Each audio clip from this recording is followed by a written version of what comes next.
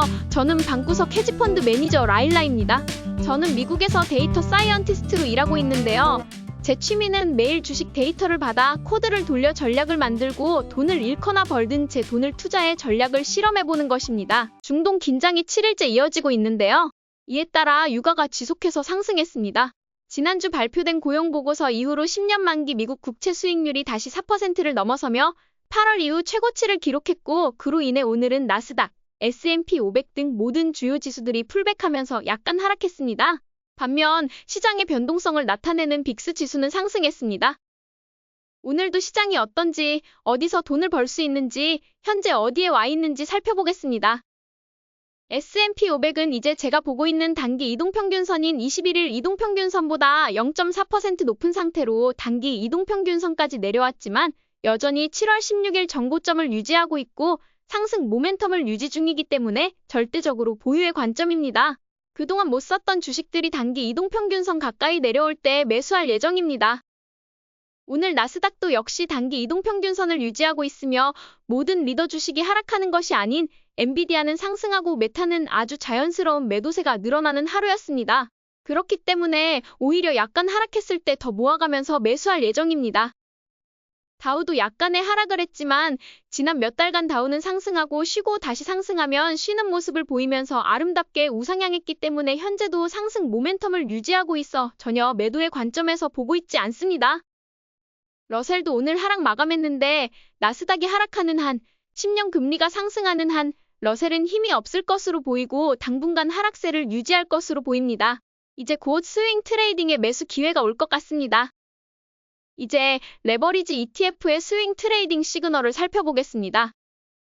먼저 S&P 500 지수를 3배 추종하는 UPRO는 오늘 하루 마이너스 2.69% 하락했지만 여전히 9월 12일에 발동한 상승 모멘텀을 유지 중이며 여전히 단기 이동평균선 위에 위치해 있기 때문에 보유를 유지 중입니다.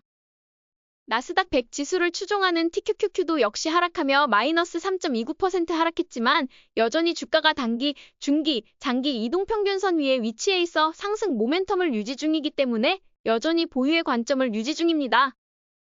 아이스 반도체 지수를 3배 추종하는 SOXL은 오늘 주요 반도체 주식들의 상승으로 TQQQ와 UPRO보다 적게 하락했습니다. 하지만 여전히 9월 5일에 시작한 하락 모멘텀을 유지 중이며 그렇기 때문에 매수의 관점으로는 보고 있지 않습니다.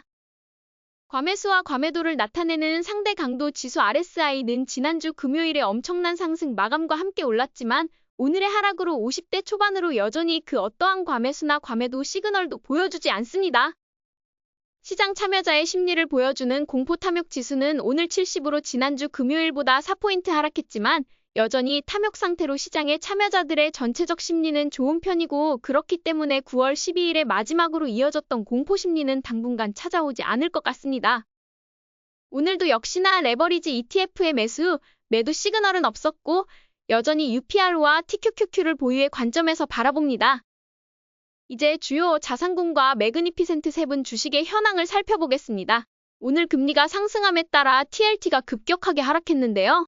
그에 따라 부동산 관련 주식들이 역시나 하락을 보였습니다. 그렇지만 여전히 모든 자산은 상승 모멘텀을 유지 중입니다. 오일 가격과 달러가 지속적인 강세를 보이고 있고 이제 달러 롱을 추종하는 ETF UUP를 살펴보면 UUP의 가격은 지난주 금요일에 장기 이동평균선을 돌파한 후 오늘도 그 돌파를 유지했습니다. 중동 긴장이 풀어질 때까지 달러의 강세가 지속될 것 같습니다. 장기 국채 TLT는 10년 국채의 수익률이 4%를 돌파하면서 역시 20년 이상의 장기 국채를 추종하는 TLT는 오늘 급락을 유지했습니다. 그동안 엄청나게 상승했던 모든 상승을 되돌리는 모습을 보였습니다. 10년 국채가 4%를 넘어가면 언제나 분할 매수의 시작으로 보기 때문에 당분간은 저희 채권 할당 금액으로 천천히 분할 매수할 예정입니다. 부동산 주식은 오늘 50일 이동평균선 아래로 내려가며 중기 이동평균선이 붕괴된 상황입니다. 7월 6일에 매수하신 분은 수익 실현을 할 좋은 기회이고 그동안 부동산 주식을 매수하지 못했던 분들에게는 분할 매수의 기회가 될 것 같습니다. 매그니피센트 7 주식들 중 최고의 클라우드 기업 세계는 오늘도 하락을 거듭했습니다. 오늘은 마이크로소프트, 엔비디아, 메타를 살펴보겠습니다.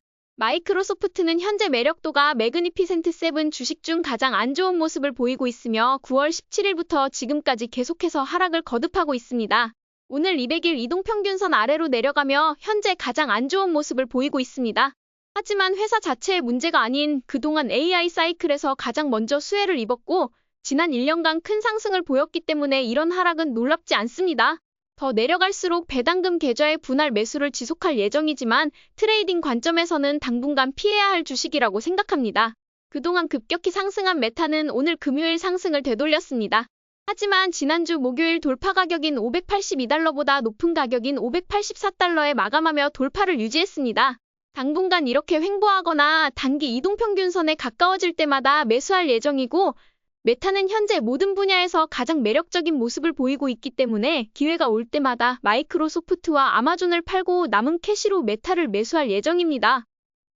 저는 9월 24일에 엔비디아를 추가 매수한 뒤 120달러에 지속적으로 돌파를 유지할 것이라고 주장했습니다. 오늘 역시 큰 돌파를 보이며 마감했습니다. 엔비디아는 현재 3개의 저항선을 보유하고 있고 이 저항선에 매수한 세력들이 이 가격에 도달하면 매도하려고 할 것이기 때문에 수요와 공급의 법칙에 따라 저항선을 돌파할 때마다 매수 세력이 더 강한 것으로 간주하고 추가 매수할 예정입니다. 8월 고점 131.26달러를 돌파하면 추가 매수, 7월 고점 136.15달러 돌파 시 두 번째 매수, 6월 최고점 140.76달러 돌파 시 세 번째 매수하고 보유할 예정입니다. 현재 매그니피센트 7 주식 중 두 번째로 매력적이고 강한 모멘텀을 보여주고 있어 매일 확인하고 있습니다. 이제 지켜봐야 할 섹터와 산업을 살펴보겠습니다. 저는 지난주 에너지 섹터가 상승 모멘텀을 시작했다고 공유드리고 매수했는데요. 오늘 많은 주식들이 하락했지만 에너지 섹터의 상승으로 포트폴리오를 방어할 수 있었습니다.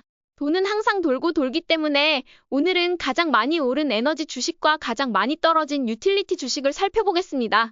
에너지 섹터는 현재 지속적으로 상승하는 모습을 보이며 중동 긴장이 이어지는 한 상승세를 지속할 것으로 보입니다. 저는 10월 3일에 매수한 에너지 섹터를 현재 보유하고 있지만 언제든지 매도할 준비가 되어 있으며 아직은 보유 중입니다. 유틸리티 섹터는 지난 2달간 많이 올랐기 때문에 수익 실현을 하려는 사람들이 많아지며 오늘 단기 이동평균선에 가까워졌지만 여전히 단기 이동평균선 위에 있어 보유 중입니다.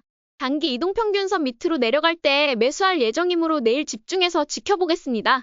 유틸리티 리더 주식들의 현황을 살펴보면 유틸리티 주식 중 리더로 평가받는 CEG와 GEV도 오늘 약간의 하락을 보이며 매수 기회를 줄 것인지 기대하고 있습니다.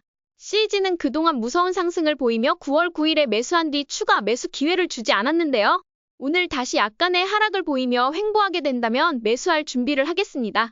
GEV 역시 8월 13일에 상승 모멘텀을 시작했고 저는 9월 5일부터 9월 16일까지 분할 매수를 진행했는데요.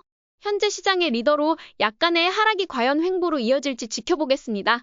유틸리티 주식은 방어주의자 AI 관련 성장주로서 그동안 많이 올랐기에 약간의 하락은 당연하다고 생각하며 지속적인 매수의 관점으로 접근할 예정입니다. 오늘은 날씨를 이용해서 트레이딩하는 법을 공유드리겠습니다. 오늘은 허리케인 관련 뉴스와 함께 보험 관련 주식들이 하락하고 발전기 제조업체인 제너락 홀딩스, 주식 티커로는 GNRC 같은 주식들이 상승했습니다. 이는 자연재해 발생 시 보험사들이 손실을 입을 수 있다는 우려와 동시에 비상전력 및 재난 대비 제품에 대한 수요가 증가할 가능성 때문입니다. 저는 지난주 금요일에 보험 ETF KI를 매수했는데요. 허리케인 소식과 함께 보험주들이 하락하면서 단기 이동평균선 아래로 내려갔습니다. 이를 단기 악재로 보고 더 매수할 수 있겠지만 지구온난화로 인한 자연재해가 반복될 수 있어 주의를 해야 합니다. 하지만 그동안 보험주를 매수하고 싶었던 분들에게 기회가 될 수 있습니다. GNRC는 오늘 크게 상승한 주식 중 하나인데요. 방구석 헤지펀드는 허리케인 관련 이벤트를 활용해 GNRC를 단기 매매했으며 오후에 돌파주로 다시 매수했습니다. 앞으로도 이런 허리케인이 자주 발생할 것으로 보이며 피해를 입으신 분들이 무사하시길 바랍니다. 오늘도 시그널들을 이용해 제가 어떤 주식들을 매수하고 매도했는지 살펴보겠습니다. 먼저 레버리지 ETF를 이용한 스윙 트레이딩에서는 TQQQ, UPRO, QLD를 보유의 관점으로 보고 있으며 오늘은 매수나 매도하지 않았습니다. 모멘텀 트레이딩으로는 먼저 허리케인 관련 뉴스에 따라 소개드린 제너락 홀딩스를 매수했습니다. 또한 계란을 파는 것으로 유명한 바이럴 팜스, 한국 주식 쿠팡, 스포츠 용품을 파는 베스트 아웃도어를 돌파 매수했습니다. 그리고 그동안 손절하지 못했던 주식들을 모두 손절했습니다. 언제나 수익은 길게, 손절은 빠르게 한다는 제 원칙을 지키며 마음이 아프지만 손절을 했습니다. 트레이딩과는 무관하게 오늘도 적립식 투자 계좌에는 VOO, QQQM, SMH, JPQ를 일정 금액 매수했습니다. 배당금 투자 계좌에서는 오늘 일라이 릴리가 큰 폭으로 상승하여 매수하지 않았지만 원칙에 따라 SCHD, DGR로 MSFT를 매수했고 NE도 새로 매수하기 시작했습니다. 오늘의 소폭 하락이 오히려 기쁜 방구석 헤지펀드 매니저 라일라는 여전히 9월 12일부터 이어진 상승장에 흔들림 없는 자세로 투자하고 있습니다. 지난주 에너지 주식을 매수한 덕분에 자산이 큰 하락 없이 유지되고 있습니다. 현재 유틸리티 주식과 메타 주식이 너무 오른 상태라 아쉽지만 앞으로 횡보하거나 단기 이동평균선에 터치할 때마다 추가 매수할 예정입니다. 오늘도 저희 전략이 재미있으셨다면 좋아요와 구독 버튼 눌러주세요. 지금까지 방구석 헤지펀드 매니저 라일라였습니다. 감사합니다.